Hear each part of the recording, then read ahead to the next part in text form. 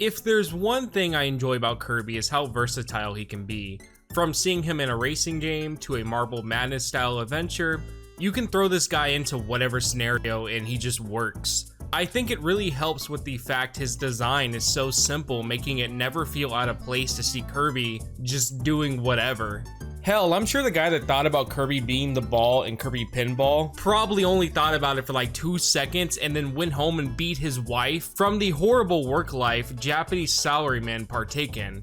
So to say I was surprised when I stumbled on a spinoff I never even heard of, nor thought in a million years I would want Kirby to be doing said idea. So I think it's safe to say most people's experience with this game I'm going to be talking about comes from a Let's Play video from a niche YouTube group known as... Welcome to Kirby's Dream Course, yay! This may come as a surprise to you, it's a surprise to us too! You want to tell them what happened, Aaron? We did a bunch of Pokemon, and like then a lot. We went all out, and then we lost everything. We lost all the footage. So somehow when we lose footage, it's always Pokemon. Say what you want about the Grumps, there's no denying just how influential they were to most people even knowing what the hell Dream Course even was. To the point, I believe to this day, their first episode of the Let's Play series is still the most viewed Kirby Dream Course video to be uploaded revolving around said topic, with over 2 million views on the first episode alone. Strangely, if I had a nickel for every time the Grumps brought some obscure golf title to the public's attention, I would have 2, but it's still weird it happened twice. Because of this Let's Play series that they did, we even got a Grumps ROM hack of it to help with even more exposure for said spinoff. Now, real quick, I want to make something very clear. I love golf video games, and by that I mean Mario Golf and Wii Sports. But I can say right now that I'm trash at all of them. But that never stopped me from wanting to try out the Kirby Golf spinoff. After spending a good amount of time with Dream Course, I've gained a better appreciation of what it really set out to do. So no surprise, you clicked on a video where I'm going to tell you why Kirby Dream Course is awesome.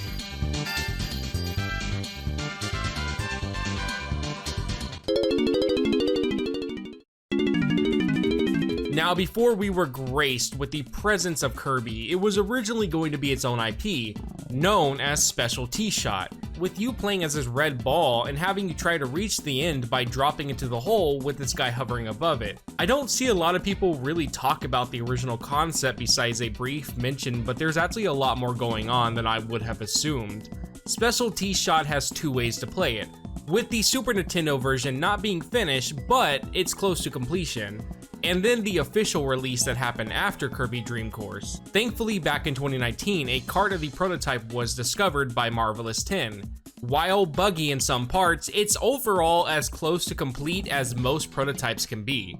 The official release, however, was on the Super Famicom Stellaview. The differences between the Stella and Famicom ports are quite interesting, with the prototype copy having a multiplayer mode that works but is kinda buggy. UI differences, no signing your name in the Stellaview port, but can on the other versions, plus some sprites and areas just have different colors or placements of objects. However, while looking similar in some regards, they still feel pretty different.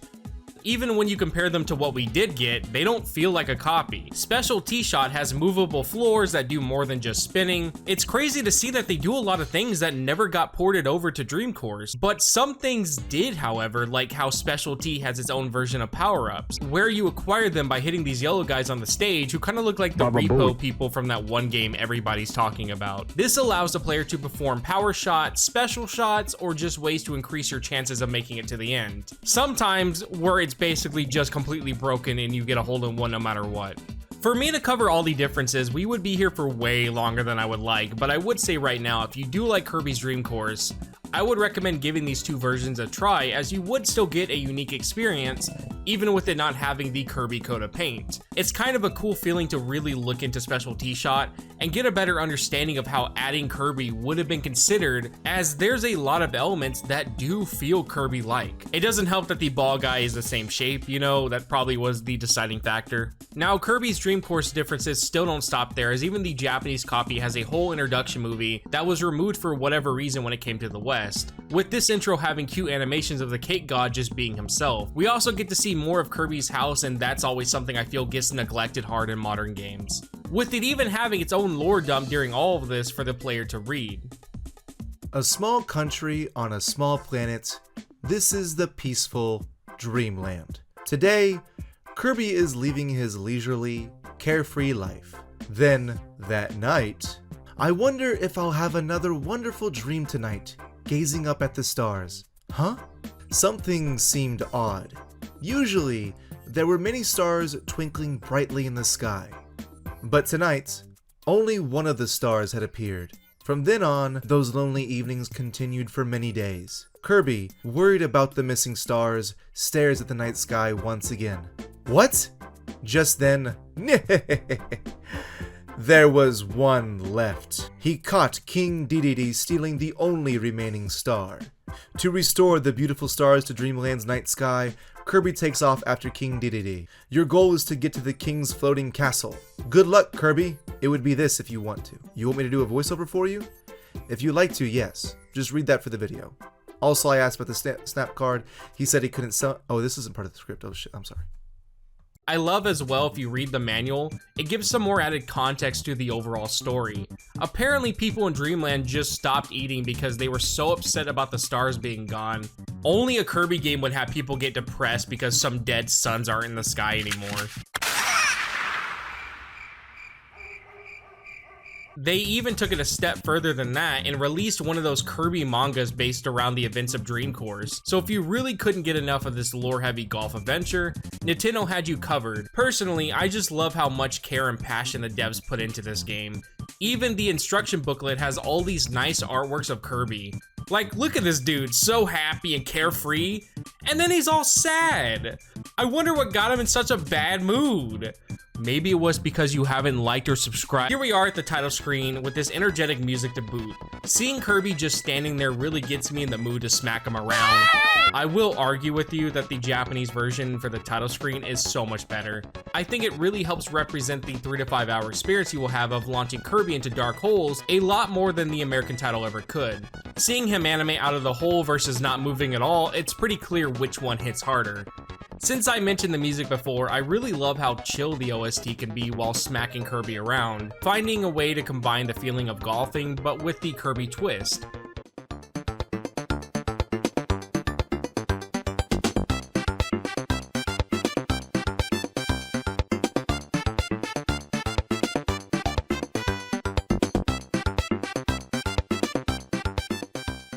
I'm not gonna lie, I think this is some of my favorite music from the SNES era. At least top 5 for sure. I found myself humming along while playing, and that really speaks for itself. Which is a drastic turn compared to Special T-Shot's music that has a more jazz vibe. If anything, it sounds like Persona 5 remixes of Mario songs, especially this track that sounds like a more funky version of the underwater theme from Mario 1.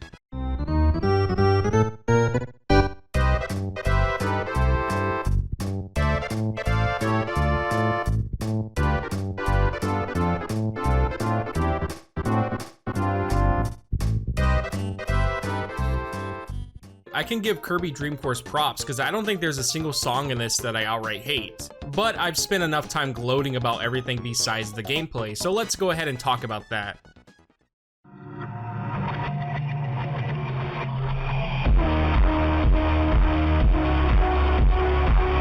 So obviously this is a golf experience. You're tasked with getting Kirby into the hole with the least amount of hits possible, but you will notice right away there's not one anywhere in sight. That's because they somehow managed to make this supposed golf game feel like anything else but golf. You will see throughout the stage, typical Kirby enemies will litter the area, and each time you run into them, a star will appear. Once you manage to have Kirby hit all the bad guys on the stage, the last one remaining will morph into the hole. This is such a unique idea since it makes it where technically the player can plan ahead to make beating the stage easier, as you could have moments where hitting the guys at the bottom would be faster to make the circle appear, but then you have to consider how hard it would be to get back up to where the hole formed. It's this type of mechanic that turns Kirby from your average golfing experience to a Rube Goldberg machine, with the stages really lining up at times to have one action from you lead to multiple different reactions. It can actually be quite therapeutic to launch Kirby off and then see him move along, taking each enemy out one by one. Then that moment you score a hole-in-one, the feeling that rushes into your brain is the same one I get when I play Planet Daub.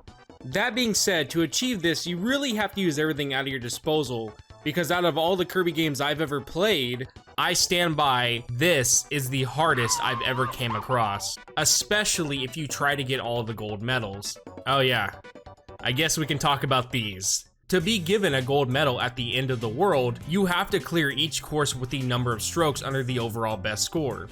I was actually surprised how difficult it was to even come close to the score needed to earn the medal. I think out of my whole time playing, I only ever got one. It's going to take a lot, and I mean a lot of trial and error to have a chance of achieving the best score.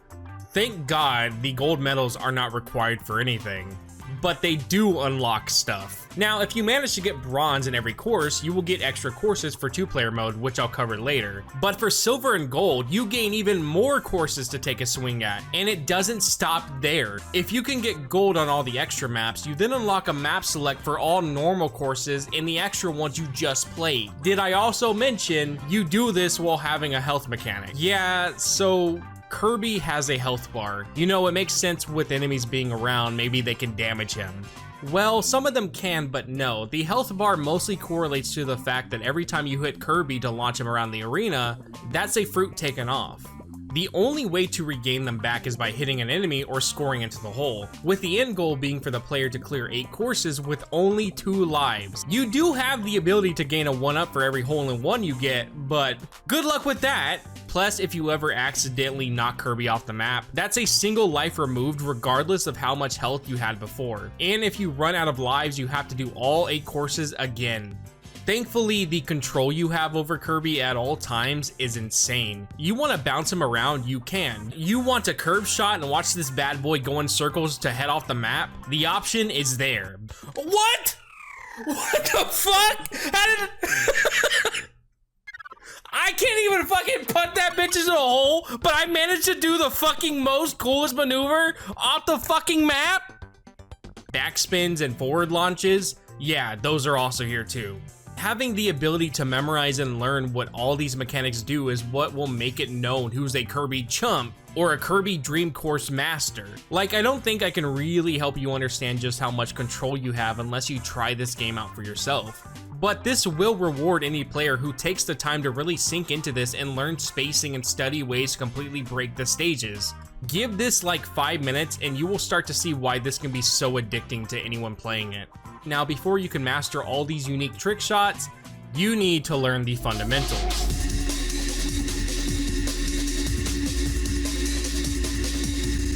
Launching Kirby whenever you go to putt or drive him down the course, you need to make sure you know what shot is good for the situation at hand. So with that, there's 3 types of shots you can perform. You have your standard shot with it having pretty medium range. Next is your drive shot that is like the previous one but really can send Kirby flying out. Finally, we have the bounce option. This allows you to make the pink puffball bounce around and can be helpful for getting up ledges or to higher areas of the courses. However, these can be altered. Moving the cursor to the side will either cause a curved shot to form if you're in your standard or drive mode, with drive offering way tighter curves than humanly possible. In bounce shot, however, this will change the direction he goes off in whenever he lands. But exclusive to your bounce shot, you have 2 different ways to add more versatility. Moving the cursor up or down will make Kirby perform 2 actions, with my favorite one being a backspin. This is when Kirby hits the ground and will shoot the opposite direction, helping you reach the hole if you would have overshot it. The other option has you move the cursor up, and this time it will let Kirby bounce further whenever he lands, as it will shoot him forward like a rocket. Before you get too comfortable,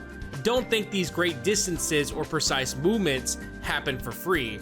Oh no, you have to manage the meter. This will happen whenever you go for a shot, with it filling up to show the player how much power they're about to punch Kirby with. On the rare occasion, or if you can time really well, the bar will turn pink, showing you have a perfect shot. Getting this means that whatever line of trajectory you had before hitting him off, Kirby will follow that line to a T.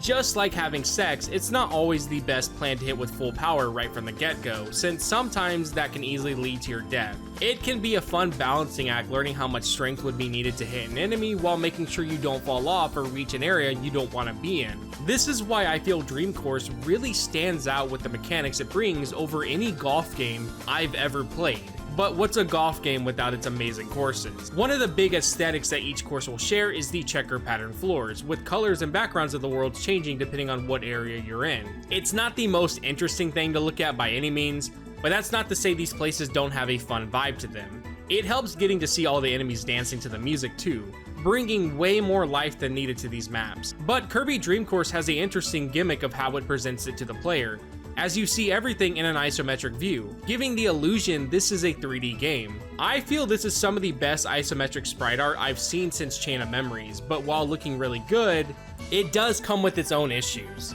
And that's mostly getting Kirby into the hole. For whatever reason, you have to be precise to have Kirby fall in. This comes down to the fact that it's just really hard to actually have a good idea where you need to be when it comes to an isometric perspective. It's why the majority of the time I would choose to bounce him into the hole instead of putting into it, because more often than not, Kirby would somehow hit the side and bounce over it. You can hit the button to make Kirby expand, helping him hit the hole better, but honestly, it doesn't seem to always work, and there's times I'll still bounce over it.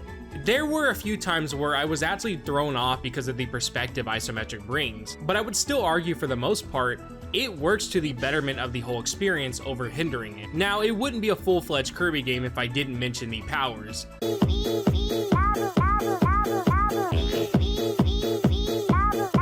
While a good amount of enemies won't give you anything just like the normal games, you have a select few that will. The powers, while seeming like an afterthought at first, are what will help bring that feeling of Rube Goldberg machine I mentioned earlier. You can use these to cause special interactions in the stages, or even have one of your powers activated to hit an enemy and continue using their power they gave you, making these stages in some parts feel like you're actively using the physics and momentum to reach the end, and not just relying on how hard you can hit Kirby. The powers you can gain throughout your adventure are as follows. High jump. This will shoot Kirby high in the sky and can help get over enemies you can't defeat or reach higher places without wasting a turn. Overall, this will usually show up on some stages and be pretty obvious it's going to be useful to use, with some maps requiring you to combo high jumps together to get a hole-in-one.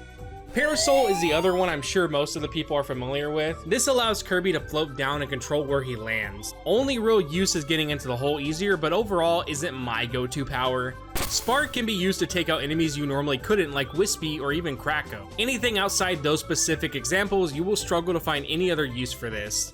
Unless you can get the next power I'll be talking about, and that's Stone. Stone is a better parasol as it allows you to instantly drop down in the air or stop moving when activated on the ground. It's a crazy feeling when you time it correctly and watch Kirby sink like the rock he is into the hole. However, it does have some drawbacks. If you ever use Stone on a slope, you will slowly slip down due to gravity. So the next two powers I'm going to be talking about are basically the same. So I'll go ahead and include them together. But we have Wheel and Burning. These both will launch Kirby in whatever direction he's facing, with the Wheel allowing Kirby to hit walls and stop, while Burning can bounce off of them, keeping the momentum going. Don't expect these to just show up randomly, as they will usually appear whenever a long stretch of area is ahead, with the most notable map having you activate Burning while in the air to hit multiple flying enemies in a row. Next up is Freeze, and the only use I ever found for this is being able to freeze water, allowing Kirby to slide over it. That's usually the only time it ever shows up as well.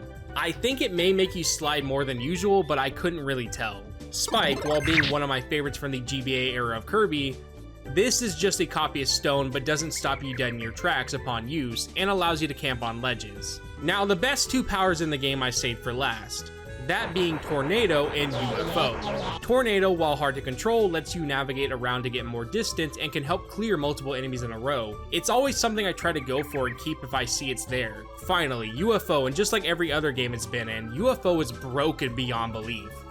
This will allow you to move wherever you want and even keeps your speed you had whenever you use it. Any stage you see this in, just know it's going to be the most easy experience you've ever seen. But that's all the powers, and now, I think we can finally move on to what the main game mode offers. Story mode has Kirby going through 8 courses, with each having different gimmicks and getting harder as you progress, all of it ending with an actual boss fight with the king himself, where he controls a gigantic mech and sends bombs out at you. Overall, it's a fun but difficult run through these different maps, and I think it does a good job at teaching you how to play, which will easily prepare you for the true mode that every Kirby Dream Course fan knows. That's multiplayer. Penis in my booty, left his nut on my sheets. Fucking with no lube is like a struggle for me. Don't pull up with 60-minute clap on my cheeks. This is where the boys become men, with friendships ruined, battles ending in slaughter. You know what I'm talking about if you played this before. The multiplayer is probably where the majority of my time with Dream Course came from. I remember losing my mind with my friend while we played it together and had a blast. It takes all the stuff you love about the single player but adds a new twist to it to make it feel more competitive. For starters, those stars we've been seeing in single player are what you are collecting to win, with you and your opponent trying to see who can get the most stars and reach the hole. With whoever enters the hole first gets 2 stars automatically. It's actually crazy to see a golf game where going for the hole first isn't always the best idea, since you could end up still with less stars if you do. I like that players can actually knock into each other or go behind them and steal stars, making it clear that sometimes hard work doesn't pay off. I would say the best thing about this mode is the exclusive 2-player courses, with you having over 4 different types that range in difficulty, not counting the extra maps. It's a good amount to go through with a friend, and honestly probably the best time I've ever had playing multiplayer with someone. Overall, I think it's safe to say most people who play this are usually doing it because of the multiplayer, and why most Let's Plays you can find end up being gameplay of it. But besides that, Kirby's Dream Course is such an interesting idea, especially since it's a golf game that fights against everything that most traditional golf games are doing, and I think it really stands out for that.